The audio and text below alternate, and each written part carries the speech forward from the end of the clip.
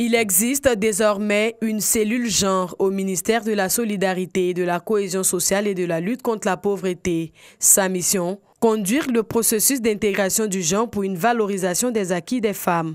Il s'agit donc de confier une partie de la mission du ministère de la Femme, de la Famille et de l'Enfant à la cellule du genre, comme cellule point focal dans ce ministère pour faire adopter dans les tests, dans les activités, dans les projets et programmes, l'approche genre.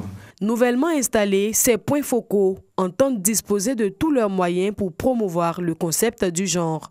Nous, cellule genre du ministère de la Solidarité, de la Cohésion sociale et de la lutte contre la pauvreté, prenons l'engagement, d'une part, de consolider les acquis des directions et des structures du ministère à travers des activités telles que les unités d'éducation continue et des formations. La directrice de cabinet adjoint du ministère de la Solidarité, de la Cohésion sociale et de la lutte contre la pauvreté a indiqué que le ministère est engagé à prendre toutes les mesures idoines pour la promotion du genre.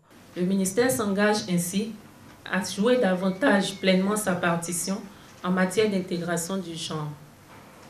Chers membres de la cellule genre du ministère, je vous félicite et vous encourage dans cette nouvelle mission de promotion du genre au sein de notre ministère et de vos structures respectives.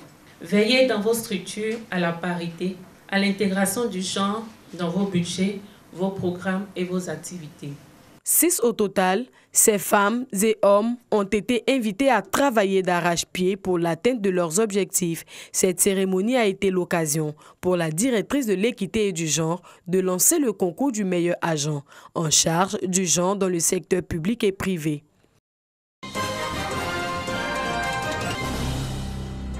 Le ministère des Transports entreprend la lutte contre la pollution et l'insécurité routière liée à la vétusté des véhicules de transport.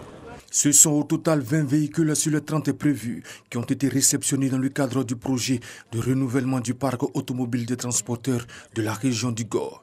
Une action du gouvernement qui vient en appui aux transporteurs de cette région. C'est le lieu d'appeler, mesdames et messieurs, les responsables des entreprises des transports éligibles à cette première phase du projet à se conformer aux exigences inscrites dans les contrats. Aux autres entreprises qui n'ont pas été retenues pour la présente phase, je vous conseille de prendre votre mal en patience et d'attendre la seconde phase qui va se dérouler incessamment. Tout ce qui s'est passé aujourd'hui, nous sommes tellement fiers et cette fierté, nous voulons que vous la faites remonter au président de la République pour lui dire que les transporteurs du GO sont à sa disposition. La secrétaire d'État chargée de l'autonomisation des femmes et la secrétaire d'État chargée des droits de l'homme ont salué l'action de développement du chef de l'État Alassane Ouattara. Donner la vie au secteur routier, c'est permettre à nos mamans qui sont dans les champs, dans les marchés, de couler avec aisance leurs produits. Et au nom de toutes ces femmes, nous voulons dire merci au président de la République. Le transport est un maillon important de la vie et de la nation. De par son caractère transversal, le secteur des transports est un levier puissant de développement économique dans le monde. En particulier, le sous-secteur transport routier avec son système, lequel est dit performant, quand il assure une circulation sécurisée des biens et des personnes à moindre coût.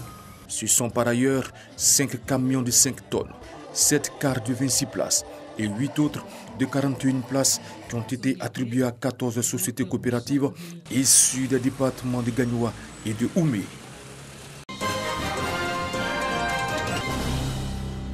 Avec pour slogan « Engagé pour l'élimination du sida », cette journée commémorative constitue un cadre d'échange et de sensibilisation de tous les acteurs du sport. Les responsables des fédérations sportives, les coordinateurs généraux de sport et les athlètes ont tenu à associer leur image à cet événement. Le ministre des Sports, Paulin-Claude Danhaut, a tenu à sensibiliser et à matérialiser sa contribution à cette campagne en faisant un don de sang. Il y a de nombreuses maladies dans le pays et dans le monde, mais le VIH-Sida est une réalité. Et cette réalité doit être combattue et nous devons redoubler de vigilance. En même temps, nous savons que la pandémie à coronavirus, Covid-19, a impacté terriblement la banque de sang. C'est pourquoi, cette année, nous avons décidé non seulement de nous sensibiliser contre la propagation du VIH-Sida, mais nous devons aussi donner notre sang pour sauver des vies. Il faut que toutes les structures donnent leur sang. Donc nous allons nous atteler à faire en sorte que dans les différentes directions, les gens se mobilisent pour donner leur sang. À la fin de ces 15 jours, on va faire le bilan pour savoir combien de poches de sang le ministère a pu collecter. Les activités du comité sectoriel de lutte contre le sida du ministère des Sports se poursuivront sur 15 jours.